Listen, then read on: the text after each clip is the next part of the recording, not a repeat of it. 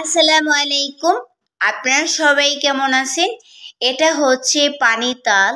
এই পানি তাল আমরা সবাই চিনি, আমাদের সবারই পরিচিত একটা ফল। আর এই পানি ফলটা কিন্তু গ্রীষ্মকাল থেকে একেবারে বর্ষা পর্যন্ত এই তালগুলো পাওয়া যায়, কারণ গ্রীষ্মকালে পাওয়া যায় এটাকে পানি হিসাবে। আবার যখন বর্ষায় চলে আসে তখন এটা আবার পাকা শুরু করে। আর এই তাল কিন্তু আমাদের শরীরের জন্য অনেক উপকার। এটা হচ্ছে ডাব। ডাবে তো কি আছে এটা সবাই আমরা জানি।